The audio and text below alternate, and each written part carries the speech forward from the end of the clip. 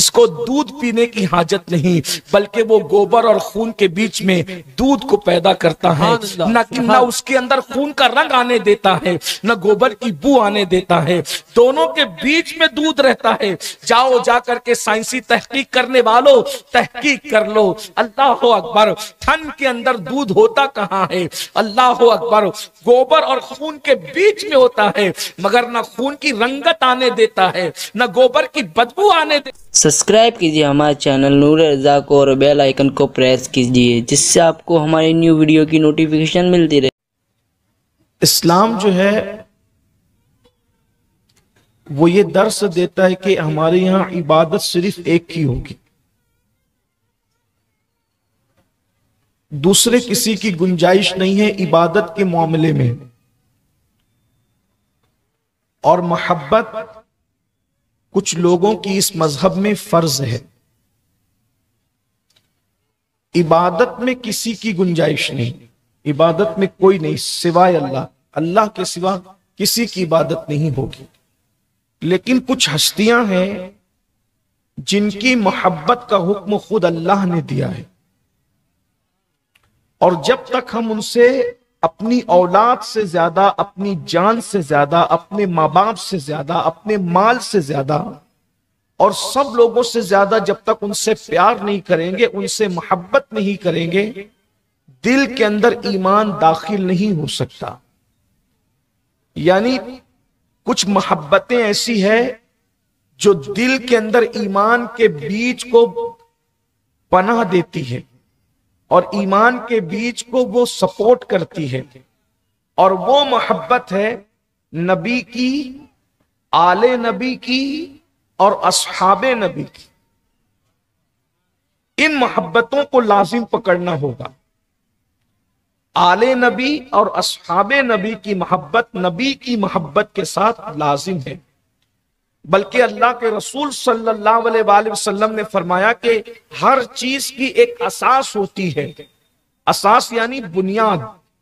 آپ نے کبھی نہیں دیکھا ہوگا کہ کوئی اچھی عمارت بغیر بنیاد کے بنی ہو، بنیاد کے بغیر کوئی عمارت نہیں بن سکتی، اور جو عمارت بنیاد کے بغیر بنے وہ کبھی بہت دنوں تک رہ نہیں سکتی۔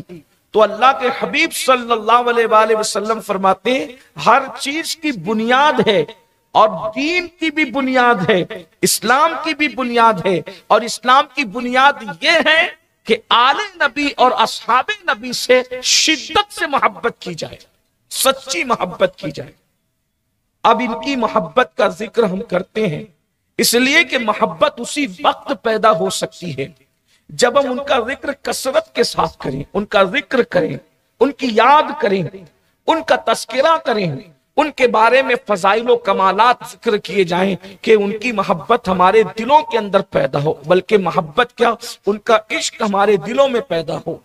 اور ہم جن کی محبت میں جمع ہوتے ہیں یہ کون لوگ ہیں؟ پہلی بات میں آپ کے سامنے تھوڑا سا آگے بڑھتے ہوئے عرض کروں، اللہ تبارک و تعالیٰ وہ ہے جو لوحدہ لا شریک ہے، اس کا کوئی شریک نہیں، اس کا کوئی جسم نہیں، اس کا کوئی جسم نہیں، اس کا کوئی ثانی نہیں، وہ تصور میں نہیں آتا، وہ تخیل میں نہیں آتا، وہ زبان میں نہیں آتا، وہ بیان میں نہیں آتا، وہ خریدا نہیں جا سکتا، وہ بیچا نہیں جا سکتا، اسے کھلایا نہیں جا سکتا، اسے پلایا نہیں جا سکتا، اسے لایا نہیں جا سکتا، اسے لے جایا نہیں جا سکتا، اسے اٹھایا نہیں جا سکتا، اسے ڈبایا نہیں جا سکتا۔ جو اٹھا لیا جائے وہ خدا نہیں ہوتا، جو ڈبا دیا جائے وہ خدا نہیں ہوتا، جو لایا جائے وہ خدا نہیں ہوتا، جو لے جایا جائے وہ خدا نہیں ہوتا، جو خریدا جائے وہ خدا نہیں ہوتا، جو بیچا جائے وہ خدا نہیں ہوتا، جو تصور میں آئے وہ خدا نہیں ہوتا، جو تخیل میں آئے وہ خدا نہیں ہوتا، جو زبان میں آئے وہ خدا نہیں ہوتا، جو بیان میں آئے وہ خدا نہیں ہوتا، جو انسان کی عقل میں آئے وہ خدا نہیں ہوتا۔ خدا وہ ہے جو تصور سے وراء الورا ہے، خدا وہ ہے جو آنے اور جانے سے پاک ہے، خدا وہ ہے جو خود نہیں کھاتا کائنات کو کھلاتا ہے، خدا وہ ہے جو خود نہیں پیتا کائنات کو پلاتا ہے، خدا وہ ہے جس کو دودھ پینے کی حاجت نہیں بلکہ وہ گوبر اور خون کے بیچ میں دودھ کو پیدا کرتا ہے، نہ اس کے اندر خون کا رنگ آنے دیتا ہے نہ گوبر کی بو آنے دیتا ہے، دونوں کے بیچ میں دودھ رہتا ہے۔ جاؤ جا کر کے سائنسی تحقیق کرنے والوں تحقیق کر لو، اللہ اکبر، تھن کے اندر دودھ ہوتا کہاں ہے؟ اللہ اکبر، گوبر اور خون کے بیچ میں ہوتا ہے، مگر نہ خون کی رنگت آنے دیتا ہے نہ گوبر کی بدبو آنے دیتا ہے، اسی کو اللہ کہتے ہیں۔ اور پینے والوں کے لیے کہا جاتا ہے، اللہ اکبر، یہ پینے والوں کے حلق سے اترنے میں جو بہت آسان ہوتا ہے، میرے آقا صلی اللہ علیہ وآلہ وسلم کے دیوانوں، اب بتاؤ وہ خدا ایسا نہیں دکھتا، موسیٰ جیسا پیغمبر کہتا ہے 40 دن تک روزے رکھ کر نمازیں پڑھ کے جنگل میں بیوی کو چھوڑ کر گھر والوں کو چھوڑ کر قوم کو چھوڑ کر 40 راتیں جگتے ہیں، رت جگے کرتے ہیں، عبادت کرتے ہیں، اور پھر کہتے ہیں رب ارنی، اللہ اپنا آپ دکھا، جواب آتا ہے لن ترانی، آپ کو نہیں دکھاتے، اس لیے کہ آپ کو نہیں دکھانا، دکھانا تو اس کو ہے جو ہمارا خاص ہے، اپنا آپ اس کو دکھائیں گے جو ہمارا خاص ہے۔ پتا چلا اللہ کے بندے سب ہیں لیکن اللہ کا کوئی خاص نہیں، جو سب سے خاص ہے، خاص الخاص ہے، وہ آمینہ کا لال ہے، اور صرف آمینہ کا لال ہے۔ ایک ہستی ہے جو اللہ کا خاص ہے، سب کی رسائی رسول اللہ تک ہے، اور تنہا رسول اللہ کی رسائی خاص معاملے میں اللہ تک ہے، وہاں کوئی نہیں پہنچ سکتا، جہاں کوئی نہیں پہنچا وہاں آمینہ کا لال پہنچتا ہے، جہاں جبریل کا تصور نہیں پہنچتا وہاں آمینہ کا لال پہنچتا ہے، جہاں موسیٰ مانگ کر نہیں پہنچے آمینہ کا لال بن مانگے پہنچتا ہے، جہاں موسیٰ جاگ کر نہیں پہنچے وہاں آمینہ کا لال جگا کر لے جایا جاتا ہے۔ تبارک اللہ شان تیری، تجھی کو زیبا ہے بے نیازی، کہیں تو ہو جوش لن ترانی، کہیں تقاضے وصال کے تھے۔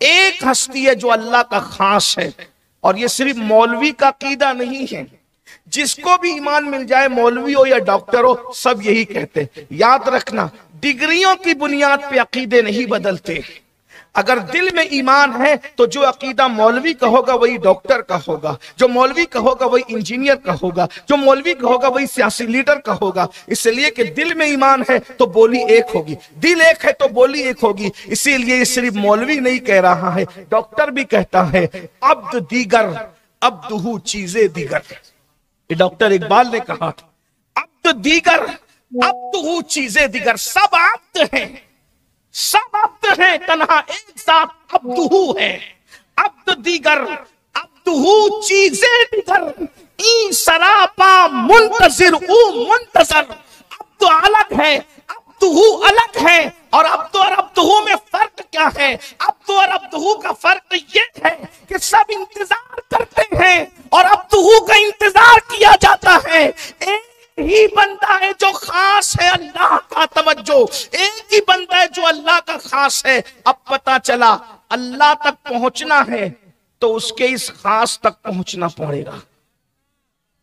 اتنی بات سمجھ میں آ گئی، جن کو سمجھ میں آ گئی وہ کہہ رہے ہیں، جن کو نہیں سمجھ میں آئی یہ کوئی مشاعرہ نہیں ہے کہ سمجھ میں آئے تو بھی بولو، نہ سمجھ میں آئے تو بھی بولو، لیکن اگر سمجھ میں آ گئی ہے تو آپ کو سبحان اللہ کہنا چاہیے۔ اگر آئیے سمجھ میں تو مجھے پتا چلتا ہے کہ میں سمجھانے میں کامیاب ہوں، اس لیے کہ آج کل آپ کو مولویوں کی باتیں کم سمجھ میں آتی ہے، دوسروں کی زیادہ سمجھ میں آتی ہے۔ بات سمجھ میں، اللہ کا ایک ہی خاص ہے، بھئی اللہ کے سارے بندے ہیں، لیکن جس خصوصیت پر حضور فائز ہے، اخص الخواص، ان جیسا کوئی نہیں ہے۔ لم یاتی نظیرک فی نظرین، مثلے تو نہ شد پیدا جانا، جگراج کو تاج ترے سرسو، ارے تجھ کو شہ دو سرا جانا۔ اللہ کا ایک ہی خاص ہے، ٹھیک؟ اب اللہ تک پہنچنا ہے تو کہاں پہنچنا؟ اس کے خاص تک، اس کے خاص، اس لیے کہ آپ اور ایک آسان زبان میں سمجھاؤں، کسی انسان کی اہمیت کو بتانے کے لیے بہت القاب آداب بیان کرنے کے لیے وقت نہیں ہے، تو آپ کیا کہیں گے؟ یہ فلاں کا خاص،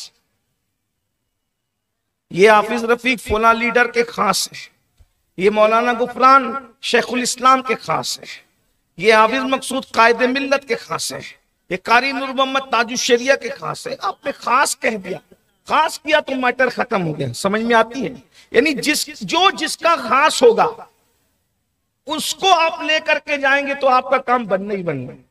یہ اس کا خاص ہے نا. تو اللہ کے یہاں کام کون بنا رہا ہے؟